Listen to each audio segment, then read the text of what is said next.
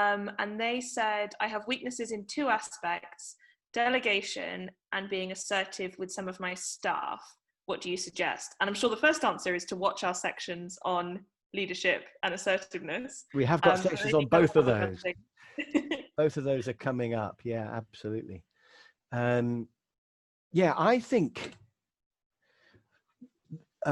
just to talk about being assertive when you delegate, but this does apply to everything else. I think that there are several reasons why people don't delegate, and they're all false. And one of the reasons why people don't delegate is they think that their staff are too busy.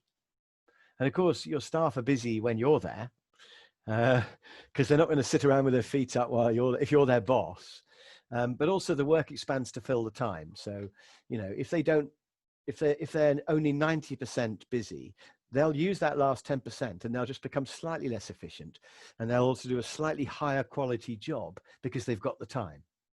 And if you give them one more thing to do, they'll have to just become a bit more efficient, or they'll have to be slightly less fussy about some things that are not that important. So if you put one more job in, they will do it, even though they look as if they're 100% used. So the first thing I would say is try it. Just try putting that extra job in and say, could you do this for me? And see what happens. And, you know, if they sort of can't cope and stuff all falls apart, then you know you've overdone it. But I would suspect they probably can do that extra job. It's the first thing. But the second thing, the reason why people don't delegate, I think, is they're too nice. And I don't know whether he is too nice, but could be. So it could be that you think, well, it's not a very nice job, and, you know, he or she is, you know, quite busy already, so I'll do it myself. And I think the first thing to realize is they might enjoy the job more than you. And, you know, it might be fairly near the bottom of your sort of column of difficulty. So you might think it's boring, but for them, it might be quite near the top of their column of difficulty. And they might be thinking, oh, brilliant. He's letting me, you know, choose my own delivery route. I love that. And you might be thinking, oh, I don't want to do the delivery routes. You know, you do it. So I think you can't assume they're not going to like it. But of course, if you don't like it and they don't like it, you could argue, tough. You're the boss. Why should you do it? If they are capable of doing it and you don't want to do it, give it to them. Who's running this show? There's a book called Managing Management Time. Managing Management Time. It's quite expensive secondhand. It's hard to get, but it's a brilliant book. And in there, he describes how he's really bad at delegating, and he's got 4 employees who've always got a reason why he can't delegate to them. And they always go, "Oh, boss, I haven't got time for this. Do you mind doing it?" He goes, "Yeah, all right." And he ends up doing all their work for them. And he has this epiphany moment when he has to go in to work on Saturday to clear his desk, and he's at his desk working, and he looks up out of the window and he sees the 4 employees playing golf, and he just thinks, I'm working for them. This is ridiculous. You know, who's in charge of this place? They're playing golf and I'm here working. Now, obviously you're paid slightly more than your people, but you're not paid more to work longer hours or to do all the horrible jobs. You're paid more to think bigger and to be more strategic and think ahead. And I just think, you know, if you can cling on to the idea of who's running this show, you know, I'm the boss of this. If I want them to do it, they should do it. I have got one other thought, and this, I could spend ages on this, but I mustn't, is it could be fear of them saying no. You know, and what happens if you say to somebody, would you mind doing this for me? And they go, no, sorry, I don't want to do that, or I'm too busy. And if you say, well, look, I want you to do it, I'm asking you to do it, and they go, well, I'm not going to do it, what will you do?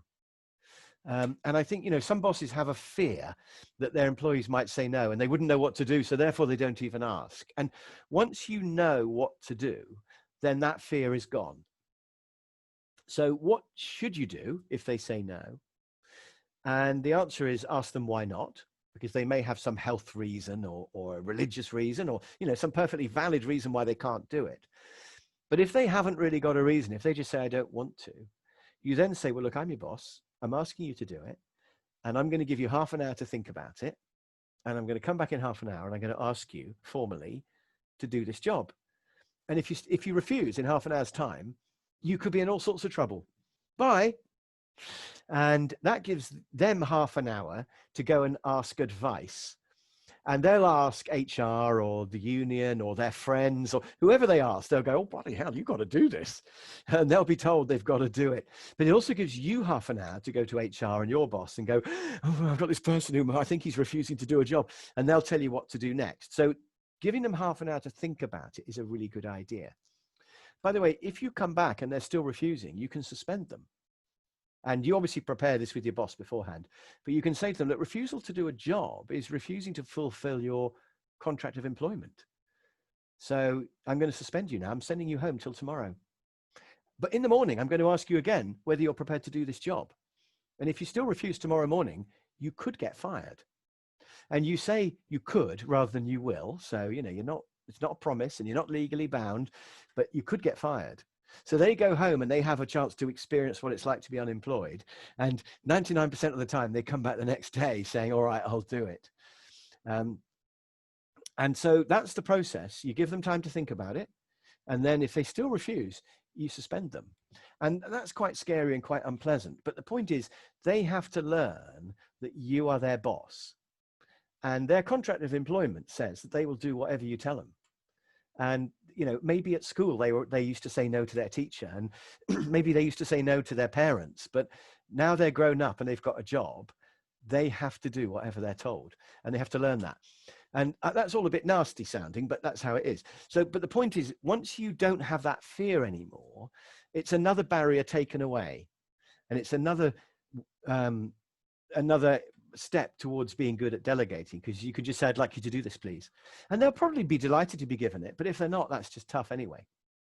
So I think assertiveness comes from not having a fear of what might go wrong, and also realizing they can fit it in, and also they probably will enjoy it. And finally, I think the benefit of delegating, realizing that you can free up so much time.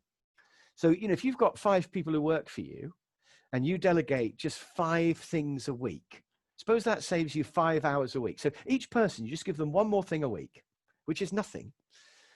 They won't even notice. You'll free up 5 hours a week. And 5 hours a week is 5 weeks a year. If you do the maths, it's 5 weeks.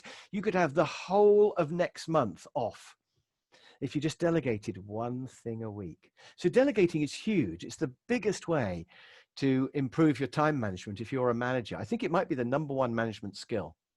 So it's incredibly important to overcome your barrier towards delegating, to become good at delegating. So if a manager ever says to me, they're too busy, the first thing I would look at is delegation. And I'm always fascinated when people are on training courses, and as soon as there's a break, they're on their phone. Charge him £7.99. Yeah. And I sort of listen in a bit to these phone calls, and I'm there thinking, can't that person cope for just a day without you? You know, do they not know what price to charge? And then you hear, it's on the second shelf along, it's in the blue folder. And you think, do they not know which folder it's in? You know, how can these people not cope with, for just a day? You expect to hear him saying, oh yes, always wipe your bottom with 2 sheets. Yes, otherwise your finger might go through. And you just think they don't even know how to wipe their bottom without having to phone you up on a training course. So, you know, it's a ridiculous example, but the point is, these people should be able to cope for a day. And why can't they? And it's because you haven't delegated enough. You know, you haven't handed over and said, look, you're in charge of just deciding prices from now on. You're in charge of the folders, put them in whichever folders you like, but you're doing it. And just give them that and make sure they know it's theirs. So I think if people are constantly asking you things and ringing you up and queuing up outside the door of your office, it is a sign that you haven't delegated enough. And I do actually think delegating is it's a big deal. It's a big problem.